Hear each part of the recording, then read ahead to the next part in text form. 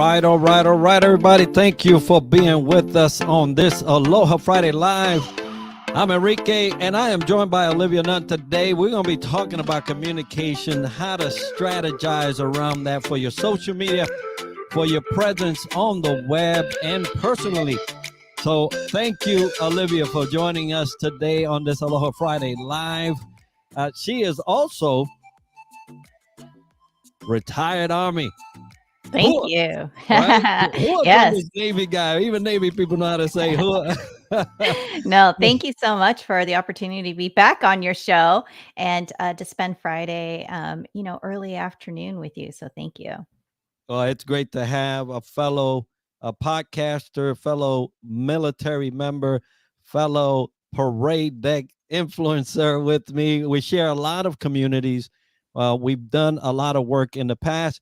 I have seen you in all your endeavors, both on the pageantry of the Army, with parade deck, Mick, and I see you everywhere, really, when it comes to that.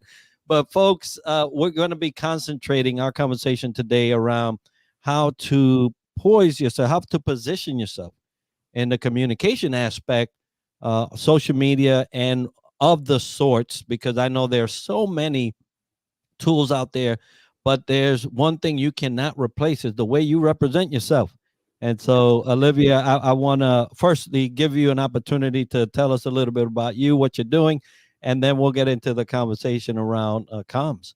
Yeah. So, like you said, I am Olivia Nunn. I'm a retired U.S. Army officer. I did 20 years and I retired about 2.5 years ago. Kind of weird to say 2.5 years because it honestly, in many ways, it feels like yesterday.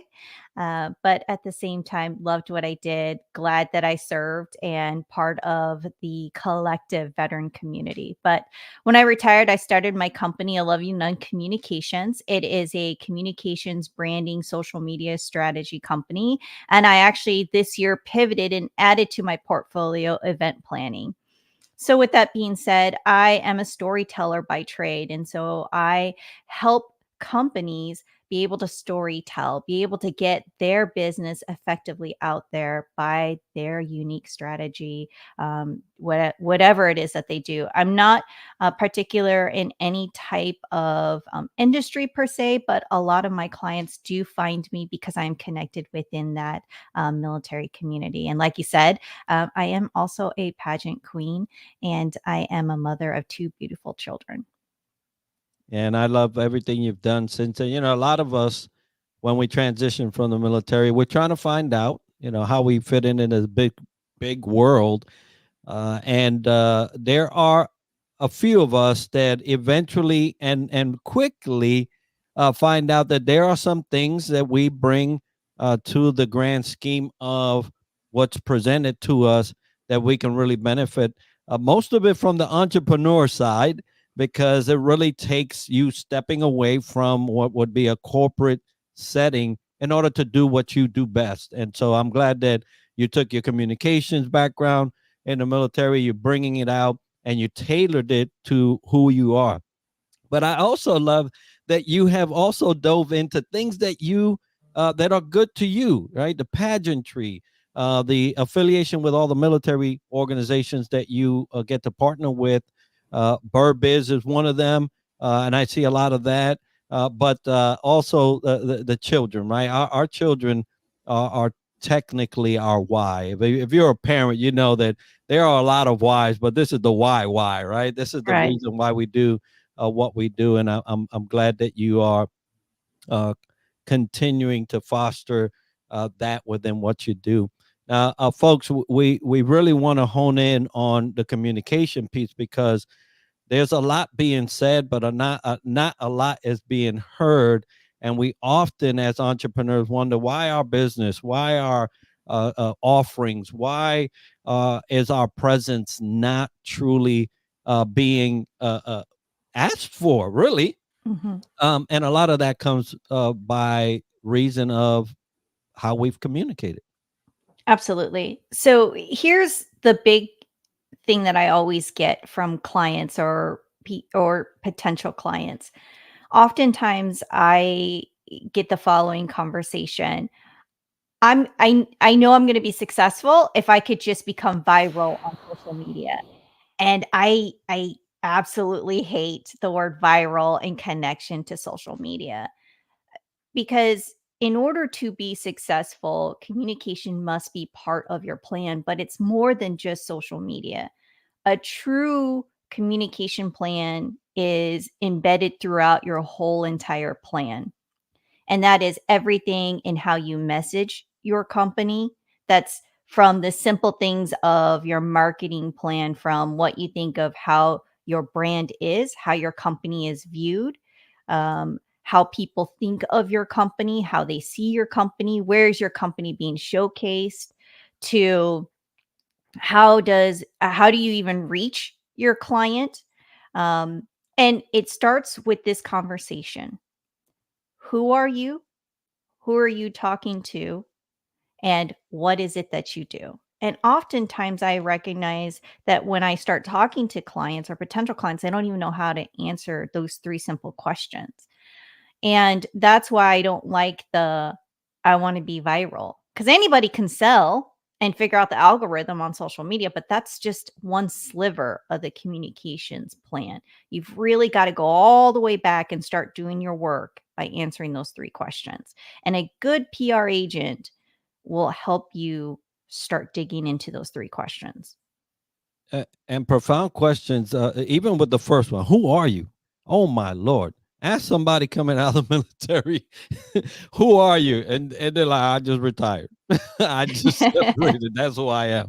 Um, uh, we, especially from the military standpoint, there's not much effort put into identifying that for us, especially when we're going on the way out, right? On the way from that service period to where we're now in this, big world again, and trying to figure that out. So let's just concentrate on that niche of group of people right now. For those of us that have separated, we know how challenging that is. But how can I leapfrog this when I know there's nobody preparing me for it? For those that are transitioning, how do I get to that to answer that? Who are you? So, I'm putting on my old soldier for life hat, right? So many people know me from my very last job in the United States Army, which I was the director of communications for US Army Soldier for Life, which I will always advocate for that organization. And we were in the business of transition. And with that being said, there were and there are a lot of organizations that are willing to help veterans transition well. But at the same token, I'm going to say this: it is incumbent upon you as the veteran to take hold of your transition. You can't just sit there and go, come to me, help me transition. You have to be active in your ability to transition well. And I get it. It's scary. I've been through that. In fact, if you've listened to any of my podcasts, I crashed and burned, right? In fact, I almost took my life. So when I say I crashed and burned, I crashed and burned pretty hard. With that being said, there are organizations that will help you do exactly that in helping you identify that particular question. Who are you? Right. In fact, one particular organization that comes to mind, the Commit Foundation. And in any organization that I'm going to identify in this conversation today, I don't get paid by them. I'm not necessarily saying that one's better than the other. I'm just providing resources because that's what we did at US Army Soldier for Life, identifying resources that are out there. Because sometimes it's simply you just don't even know what you don't know. And sometimes that's you don't even know that there's these organizations that are out there. So there are organizations that are tailored in helping you do certain parts of your transition. They're better at one particular piece of that transition. And commits just happens to be one of those that can help you identify who you are and helping you figure out what may be the next step for you. Yeah, and I was just typing here, and I'll finish that while while I was just thinking about what you're talking about. And for those that are in the military, you're listening to these either success stories or these horror stories, because there are probably more horror stories than they are success. But The question is, are you driving your military transition, or are you on a drive? Are you on a ride? And I'm telling you, if you're on a ride, that could be very treacherous and dangerous because, as we all know, just in common driving terms, if you're a passenger, you have no say where you're going. Right. But if you're in the driver's seat, yeah, you might not know where you're going, but you're still driving, and you can adjust. So it's a big question to answer for those that are in that predicament right now as you're transitioning. And I don't want to focus all too much on the military side, because I know we cover a lot of military content in other venues. This, I want to talk about Olivia and what she's doing and the tips that she has for your communications plan. So now you mentioned that, Olivia, communications plan. A lot of people don't understand that you have to plan around that, Mhm. or else something could get really go astray. Because once we release some words, that's it. Yeah. They're out there, and Mhm. especially in today's age where everything's recorded. Good Lord, hope it wasn't one of those eras that will be played and played, and then you become tomorrow's meme. But because it happens so often, so let's talk around that plan, um, communications plan. For those that don't know specifically what that is, can you explain what that is, and then um, how would a layman, just a common citizen, employ that to start driving their communication in the right direction? It's like a business plan, right? It's exactly that. It's a business plan, but tailored specifically in communications. Like, so layman's terms, it's how are you going to talk to your audience? So the first part of it is, who are you? Who's your target audience? And how are you going to talk to your target audience? And what are the vehicles or the venue in which you're going to talk to your target audience? And what do I mean by that? For example, if you are a company that's going to make baked goods, so what type of baked goods are you going to be making? Who is your targeted audience? And how are you going to reach them? So if you're going to be a baked goods company that's going to make French style bakery, what type of audience may like that type of baked goods? Where would your bakery be opened at? What location? And what types of people would come to your location, and how would you reach those said clients, right? And what is your community like? Those are the types of questions that you've got to think about. That's what would goes into your communication plan. And then, when you start really digging deep, and this is where your communications guru starts helping you out, you put in personas, you start digging into, do you use social media? Do you not use social media? All those types of things. And again, it's very much like a business plan, but it's tailored specifically to communications. Outstanding. And we all know, well, let's just say this. For those of the military flavor, we know that no plan survives first contact. So, although we say that, we still go in with a plan, right? It's not Yes. like we're gonna say, "Oh, it's never gonna pan out, so let's just not go with a plan." No, plans are that's essential as part of the bedrock of what we do. Any executed mission has a plan. You can always go back to that, adjust or whatever, but then you're always gonna go back to what the initial plan is. So in communication, there's no difference. It doesn't matter if you're military or civilian. If you don't have that, you can't go back to the initial thought, right? Oh, maybe that was not, man, we're not seeing too much traction in that area. Maybe that was not it. So let's go back to that area. Let's see how we can adjust that and re-engage, right? So that's what that plan will do for you. But not having one because maybe it might not work, that's a bad idea. So if you don't have a plan, then I would love to hear from those viewing or listening, because I see on all the different channels there's plenty of people on there. Do you have a communication plan, and how do you execute that? Is it a daily review? Is it a quarterly review? How do you execute that? So I would love to hear from those that are viewing. And for those of you that don't have a plan, why not? Because that's important. So, Olivia, let's say I have a plan. We're good. We have some way charted course. Now, social media each has its own individual way of addressing the market. If I take a video from TikTok, it may or may not do well on LinkedIn. Correct. Now I see a lot of that transition. They go and they just throw the video on it because it was already done. I'm not doing that thing again. But what's the benefit of tailoring your communication to the platform of choice, whatever that may be?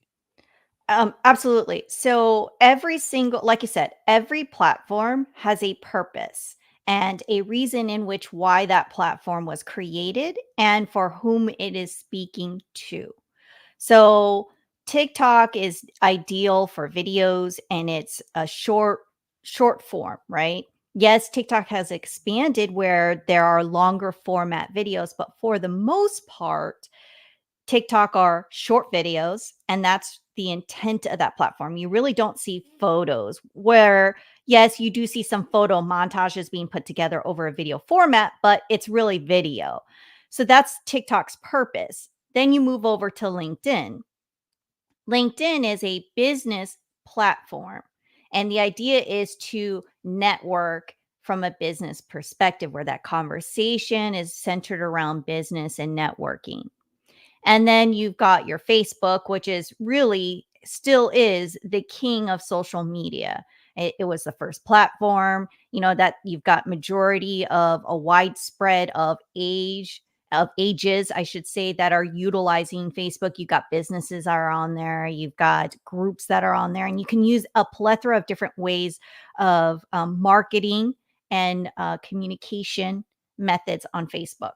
And then you've got Instagram. Instagram was originally a photo platform that transitioned to video, and then now it came back to photo with video usage. So you've got to understand each platform. And every platform goes through an algorithm change. Algorithms are always changing. And so you've got to understand that when algorithms change, you've got to flex with it. So here are the rules that I typically talk about when it comes to utilizing social media platforms. I try to say use the platforms that best make sense to you and the targeted audience that you're trying to communicate with. Where are they at? Number two, only use the platforms that you can handle at any given time.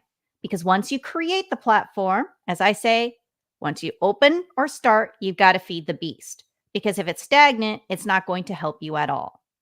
And three, having all the platforms is not helpful for you because see rule number two. And four, because the algorithms are constantly changing, it's going to drive you bonkers. So, for the most part, understand the basic rules of social media.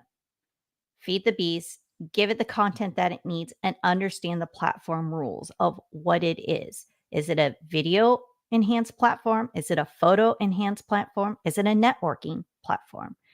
Overall, the rule is video is king. But here's the kicker: know what works best for you. And I'll use myself as an example. While video is king in one particular platform, LinkedIn, video is not king for me. It does not work well. And I've got 2 years worth of data for myself. Every single time I load a video to LinkedIn, I don't get as much engagement. I do get engagement, but not as well. If I load photos, my engagement goes up. If it's group photos, the engagement is meh. If it's a singular photo of just me in it, my engagement goes through the roof. My audience likes to see a single photo of me and then information that pertains to the point that I'm trying to get across. And I have at least 4 years worth of data on that. So that's what works for me. And I know that about me and that LinkedIn platform. But why do I know that? Because I've been doing that type of information and data on that platform for a while. And that's the point that I'm trying to drive at. Sometimes you won't have that data until you go through that for a long time. That's why I don't like the word viral when it comes to social media and platforms. And those are great. My brother Steve here, great information. He loves the rules, but you bring up a great point, which is testing and data. If you aim to use social media whatsoever, your energy has to match what's proven and what comes back as feedback. And if you go against those two things, you're ensured to stay where you're at. Because if you do not change to the flavor where it actually enhances what you're putting out, it makes it stay in the reel longer, then less people are going to see it. And if Mhm. you don't gather that data, and I know Steve is big on the data, you have to gather that and somehow incorporate some changes to adjust for what the data is telling you.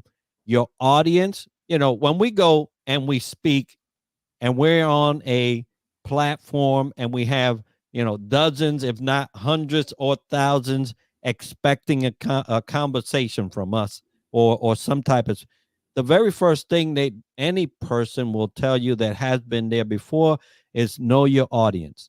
Mhm. And if you go up there, and this is not a joking kind of group, and you open up with a joke, I don't care what you got to say afterward. You just lost them for the remainder of your time. And so the same goes for our presence. If you are not addressing the needs of those that are following you or even remotely interested in what you're saying, then what you'll do is that you'll cancel that group out, the only one that's supporting you, and then you're out there just producing for the sake of producing without no results. So great points there. And I hope that everybody done jotted that stuff. Our good thing is recorded and you can go play it back on a replay, but great points there. Now, Something you just said about, data and as well as, information. Something that I want to note is, I don't want people to get wrapped around the axle of numbers per se in terms of followers and viewers, right? I think we're in this society of um, engagement and letting engagement drive how we are tied to how we feel. I'm also a mental health advocate. And I think we get so tied to like, I posted something and I only got 5 likes, or I posted something and I got 1,000 likes. It takes time to develop, a long-term strategy and also growth. And that's part of this testing. Sometimes you're going to figure out this hit with my audience or this didn't hit, or maybe it's the timing. And here's the other thing: quality over quantity. And then the other part is what I've noticed sometimes with the audience is they see you, but maybe they just didn't interact with you for whatever reason. And I've noticed that a lot because when I go out and I network, oftentimes I'm like, man, I'm putting out so much content and I don't necessarily get the likes or the comments back. But people will come up to me and they're like, hey, I appreciated this post, that post, this post. And they actually are telling me a very specific post that they're talking to me about. And when I go back to that post, there aren't a lot of likes or comments. So that's telling me something.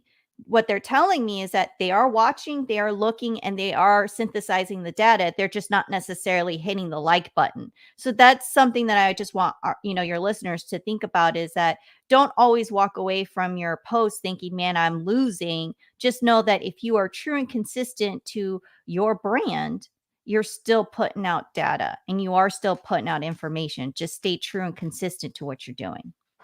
a great point there of that tie between social and psychology. I'll tell you, there has been times, I don't mind telling myself, I put a post out and I put all this effort and I'm naming, and there was nothing going on.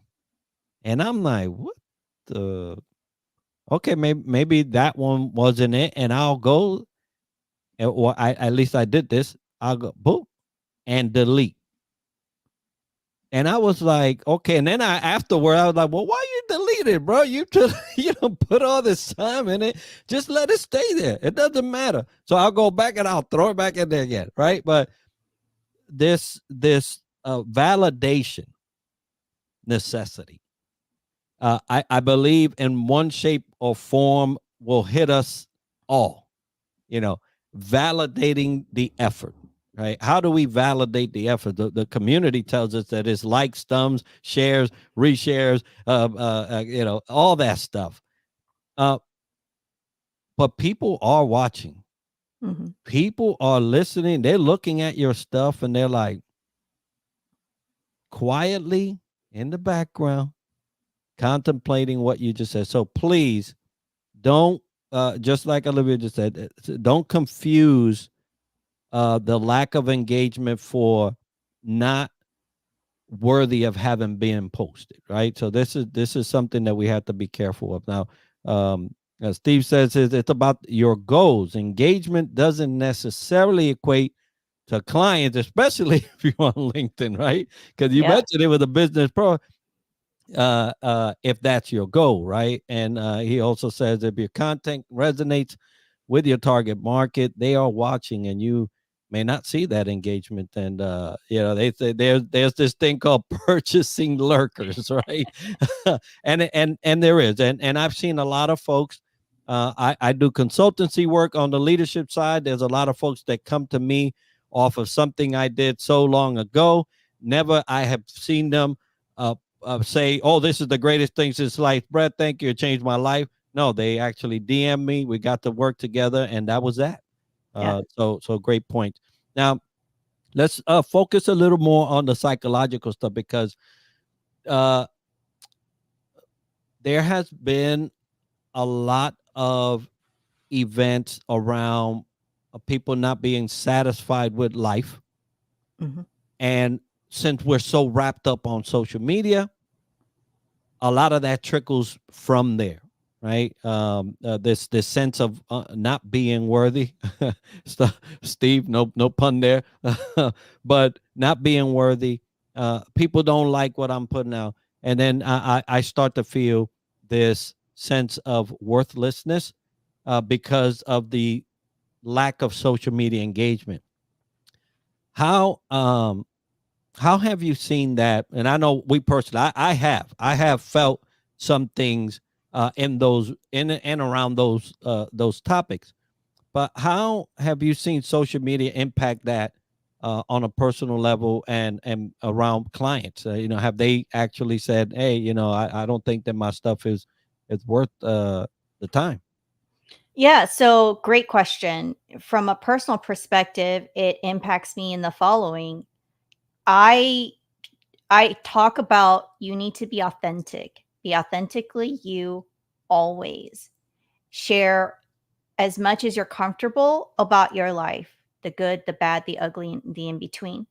However, when I say that, I do talk about some of my difficult moments in life to include some of the dark moments. However, I try not to share a lot of my dark moments because who wants to be a Debbie Downer, right? But I do say this, and I've said this before. I have more moments of dark moments in my daily life than I do of light moments. I just don't necessarily show that to you on my social media because again, I don't want to be that person or that persona on social media that when you're scrolling through and you're just like, "Yep, Olivia's having another crappy moment," right? So I'd rather provide for you um information that's useful to you, whether it's about business or pageantry or something that you find useful about motivational speaking or whatever it is that I do, podcasting, modeling, whatever have you. And so I think what the flip side to that story is that um, people take that because they see my life through that social media lens that my life is relatively perfect or relatively fine or relatively okay and I've got everything going on and that I'm good and I'm happy because I don't share those other moments. And case in point, my business didn't do well in the fourth quarter of 23. And part of it is I didn't share that. A huge part is because of my own ego, my own self worth, my own validations. And so, because I quietly was suffering in silence, only my very close friend and circle knew that I was suffering because I didn't share that from a business perspective, and because the way I was sharing things, people were like, oh, your life is fine. You have tons of clients. You're making hand over fist and money. When the truth was, I was suffering. I was suffering so bad that everything was crashing and burning around me. And nobody knew that. So, from a personal perspective, it was affecting my mental health. It was affecting the way that I was viewing the world. And from a business perspective, um, I wasn't necessarily gaining clients because potential clients were like, Olivia doesn't have time for me. This wouldn't fit the bill for her. I'm not a big enough client. And so that's a two-way street in how sometimes social media can be a win and a detriment. So that's why I say it's really important that you are your own advocate and at the same time you are painting a true picture.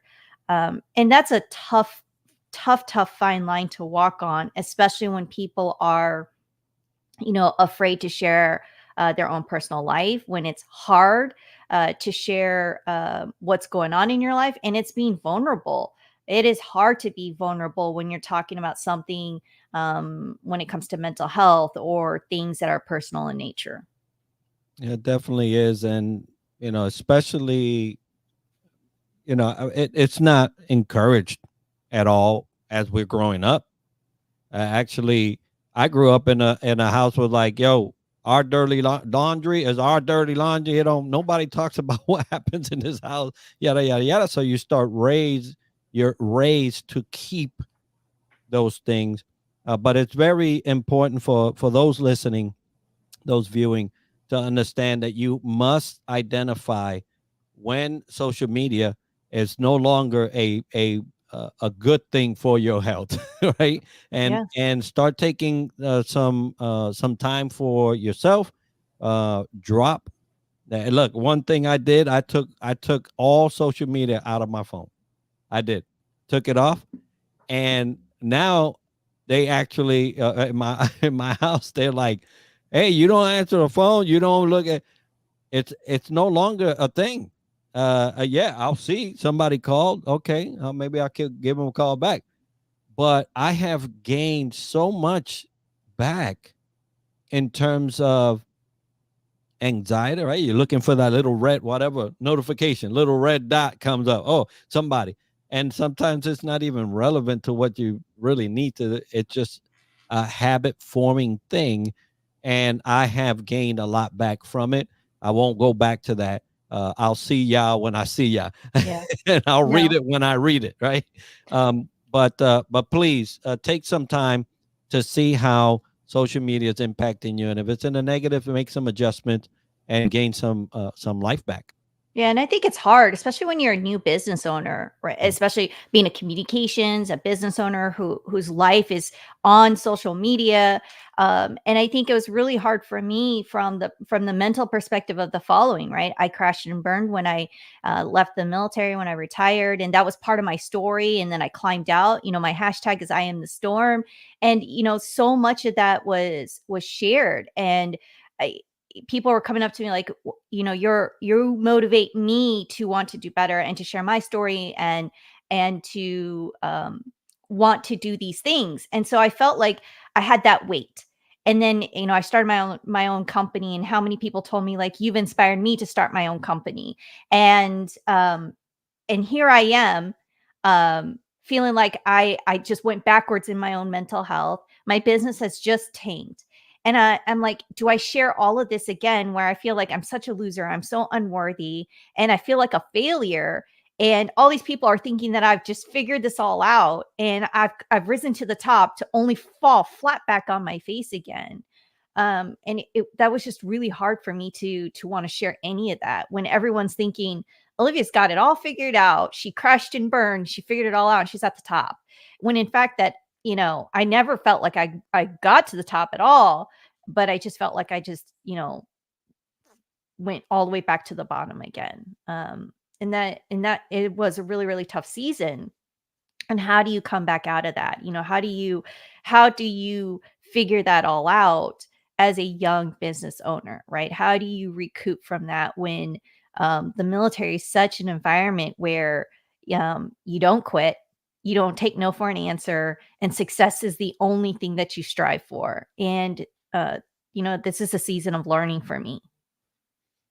Yeah, and learning in general, right? Life is a learning journey in general, but it is one of those things that we will face one or the other in terms of time and how we address those things. But yeah, for those listening, also remember that you're not alone. There are some contacts in your network that you could surely reach out to. I know if I've ever found myself in a position, I can send Olivia a message, and she will show her brother up. But I know that there are folks like that for you. Now, Olivia, let's go back to the communication piece. Let's look at that strategy. What would you highlight as the five important things that you need to detail in this strategy, so that some people can start taking notes and start building that for themselves? So I would kind of go back to one basic that we really didn't talk about Okay. is your brand, right? That's one of the key things when you first sit down. So you've got this idea, you want to start a company and you're like, I know what I'm going to do. Like I said, you want to start this bakery. Great. But what is your brand? And oftentimes I think people miss the following. You are also your brand. And I think here's why people miss that. When I say brand, what comes to mind is people think, well, Nike's a brand. I'm not Nike. So therefore, it doesn't pertain to me. But you are a brand. Your brand often is tied to your business. For me, it my brand happens to be me because my brand is Olivia Nunn Communications. Your brand may not necessarily be tied to your name, but you are tied to your brand. And so I urge listeners and entrepreneurs to sit down and think about their brand. Brand is everything from the color, the feel, the value proposition to what it is that you're going to provide, right? And that all feeds into the communications plan as well, right? So spend time and invest time into your brand. Um, and when you actually spend time in your brand, which is going to take a lot of time, right? That's going to help you identify key components of your communication plan, which we talked about earlier. Um, and I think people are oftentimes don't want to do that work because it takes a lot of time. So I'd say spend time in your brand and then recognize that the fun stuff is the social media. That's like way at the end. And then the other part is learn where your resources are. And if you are a veteran, which is the majority of our listeners here, there are a ton of resources that will help you on your entrepreneurial journey, and many of them are free that will help you and guide you on your journey, whether it's setting you up in some kind of entrepreneurial journey that's going to help you set up your business, that'll teach you your ropes, that will help you get some certification, whatever it may be. Spend the time in doing that. Get a mentor. You should have a mentor that is an entrepreneur themselves that and I would get more than one. Get an entrepreneur mentor that is in your industry and then one that isn't in your industry.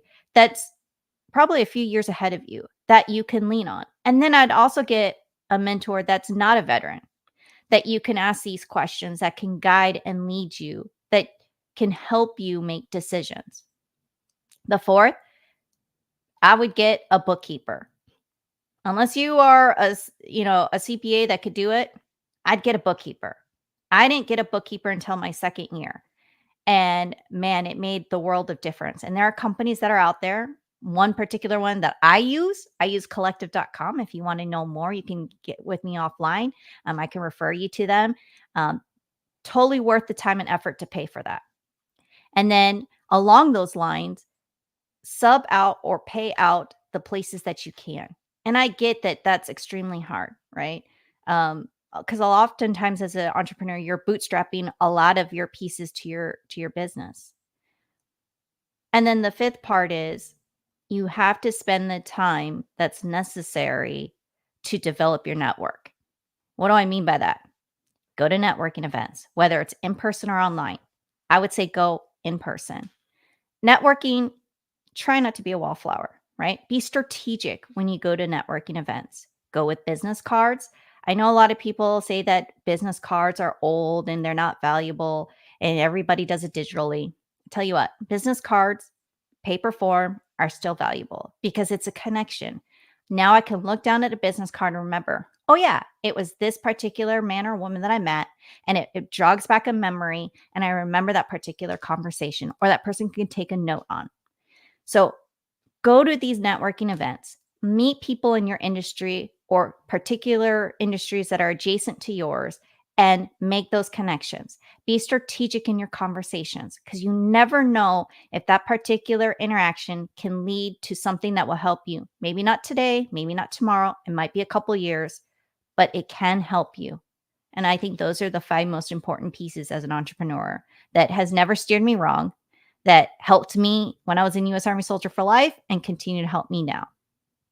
And every one of those I have, you know, check, check, check, check, check, and they are valid, folks. Talking about business cards, if you don't like to have a pocket full, right? You know, you got 50 because you may talk to some. There are metal, digital, or even plastic business cards that are kind of like you just tap the phone and they get all your information. The point is, um, I have a variety, right? I have the digital that I can send on the phone. You can tap the phone with a metal card or plastic card, or I have a a, a drawer full of nothing but paper cards that I've collected throughout the thing. And the point is, I can go back to those, and anytime during my life, and I say, oh, there was this one guy. Mhm. Here it goes. This is the guy, or this is the gal, right? And it's so important to have that touch point, or that point where they can go back to as a reference, and jog in their memory, and then pull it up for future business if that's what you're into. Yeah. Now, Olivia, there's been so much that we've shared. I would like for you to take this time to share uh, what you're doing, and how can the listener, the viewer, get in touch with you to engage in the process and the business that you're currently in? Yeah. So I am the CEO and founder of A Living Nun Communications. Like I said, it is a communication branding social media company. And I also do event planning. So if you are in the need for any of those services, I am readily available. You can find me on LinkedIn as well as on Instagram. It's the underscore Olivia Nunn. And my website is www.olivianunn.com. And if sometimes I also have clients that may not need a whole scan of that, but maybe just need particular help in maybe starting a podcast, or maybe just need help in getting onto TV. They just need some few pointers. I can also do those types of services because I was an Army public affairs officer and I helped general officers get prepared for media engagements. In reference to what I do and what I work with, I think a lot of people do recognize me from the nonprofit work that I do. I am a director with a nonprofit called Veteran Success Resource Group and Pan Pacific Leaders and Mentors. And with those two organizations, we are heavily involved with the military community. And we do have events coming up. I would highly recommend that you do follow those two organizations. If you're in the need for a mentor, look up PPOM. That's the Pan Pacific Leaders and Mentors. If you are looking for veteran centric type events that are coming up in the region, follow Veteran Success Resource Group. As always, this is what we said in Soldier for Life, and I continue to say this. Um, we wore our nation's cloth for a very long time, and that is part of who you are. And when you take off that uniform, a big part of you, your identity was wrapped up in that. And that's a hard thing to lose. So get tied back into the community, get tied back to a tribe by being tied to some nonprofit or organization that feeds back in some way, that gives back to the community that resonates with you. There's 55,000 nonprofits that do something with the military community. I guarantee you one makes sense for you. So join one that will help fill your cup. And if you feel like that you are lost or alone, I guarantee you're not. There is strength in asking for help. Please make sure that you reach out. And if you don't think that there isn't a buddy that needs help, I guarantee you that they do. The strongest ones are often the ones that need help. Smiles hide a lot. Be sure to check on your buddies. Absolutely. And I tell you that there are folks that do that. They'll smile through a very tough period in their life just because we've been conditioned to do so. And so yes, check up on your friends, your relatives, your family. If you are from the veteran community, check up on your buddy. It is very important. Even the simplest of, hey, just thought of you, wanted to let you know. If you need anything, man, just shout out or please just contact me. How much that will do. Olivia, thank you for sharing this time with me on Aloha Friday Live, folks. I hope that you got enough information not only to learn about your branding and figure out what that branding thing is, but your target market, your growth strategy, your communication strategy, and all the different things that we covered here today. It's been wonderful to have you with me, and I will make sure that everything is linked in the comments for all your services and anything that we covered here today. Folks, I want to make sure that you understand that this is one of 3 shows that I do, Aloha Friday Live. Developing the Leader Within podcast is my podcast, and we are on the hunt for 700 subscribers. You see that on the bottom.